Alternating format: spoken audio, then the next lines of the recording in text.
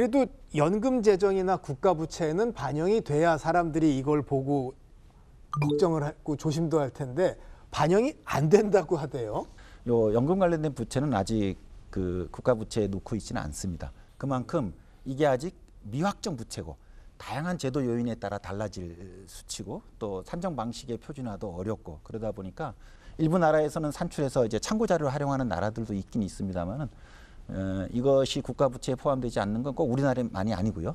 아직은 국제적으로 그러합니다. 최근에는 국가별로 미적립 부채를 이제 지금 산정해서 공표하는 추세에 있습니다. 그걸 국가 부채로 또 어떤 간주하는 경우도 있는데 제일 중요한 포인트는 뭐냐면 우리가 OECD 회원국 중에서 연금 제도의 제도 균형이 제일 안 맞기 때문에 미적립 부채 규모가 GDP 대비 제일 큰 나라라는 겁니다.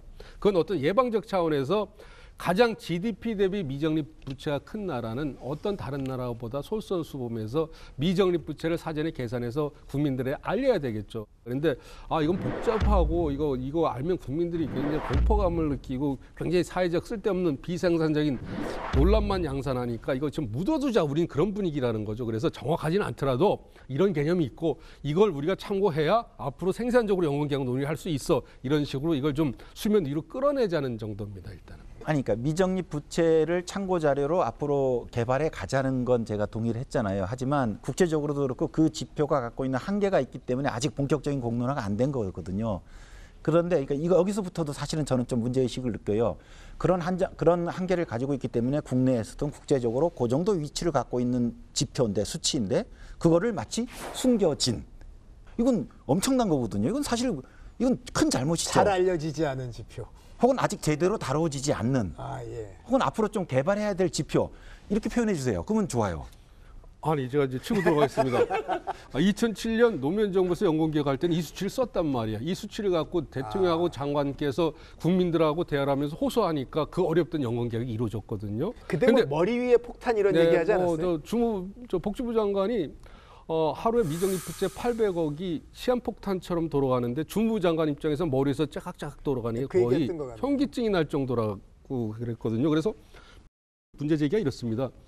아니, 15년 전에는 그 개념을 썼는데 이게 불확실하고 국민들이 싫어한다고 이 개념을 어느 시점부터 쓰지 말자 그러고 이게 숨겨지고 또 비밀 뒷전으로 물러나 있거든요. 그런데 그동안 우리는 사회적인 여건이 굉장히 나빠졌지 않습니까? 그래서 이 지표는 좀 우리가 이런저런 부분들은 좀 염두에 두되 우리가 연금개혁 논의할 때는 꼭 필요한 사항이니 같이 좀 보자. 그리고 정부가 일단 발표는 할 필요는 있다는 거죠. 그런데 지금은 발표를 안 하고 있어요. 그러니까 발표라도 해보자. 2007년에 유시민 장관이 하루에 800억의 적자를 말씀하셨지만 어느 전문가도 그 800억의 실체를 검증할 수 없었어요.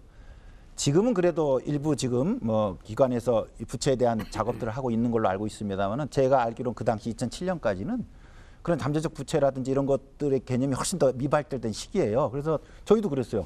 아니, 장관님이 그 수치를 어떻게 알았을까? 근데 하여튼 연금개혁 정치의 일선에 서신 분께서 그 수치를 내요. 그리고 장관이 내신 수치를 누가 뭐라 할 수 있겠습니까? 그러니까 그냥 장관이 활용하신 거예요. 근데 그게 학계가 혹은 누가 권위를 주고 공식화된 수치는 아니에요. 근데 그때 장관이 썼다고 했는데 왜 지금 안 쓰냐? 혹은 누가 쓸 수도 있죠. 지금 윤 선생님 쓰시고 계시잖아요. 근데 과연 그게 지금 연금개혁 논의하는 데 있어서 얼마나 촉진자 역할을 할까. 이 생각은 해봤어요. 우리가 이제 그 두 가지인데, 하나는 옛날에는 여론조사 같은 거 하면 결과만 보도했거든요. 요새는 이제 그 어떻게 조사했고 뭐 이런 걸 다 이제 밝히잖아요. 또 하나는 구간 추정을 해서 뭐 좋을 때 나쁠 때 뭐 이렇게 좀 이렇게 풍성하게 공개하는 방법은 없을까요? 아니, 저는 그래서 연금은 특히 아까 말씀하신 건 전적으로 동의합니다. 제가 이해하는 데 있어서 OECD 회원국 38개국 공적연금, 특히 국민연금 기준으로 봤을 때 우리나라처럼 재정이 불균형한 연금이 없어요. 급여 수준은 비슷한데 받는 건 내는 게 너무 낮기 때문이거든요. 이걸 빨리 바꿔야 됩니다. 그래서 그거에 대해서는 제가 전적으로 동의를 해요. 따라서 이런 현실을 우리 가입자 시민들이 알 수 있도록 다양한 지표들이 개발할 필요는 있어요. 지금 정부에서 발표하는 몇 가지 수치가 있습니다만은 특히 기금 소진 연도가 많이 강조되는데 저는 좀 불만이에요. 기금 소진 연도 이후에 대해서는 말하지 않거든요.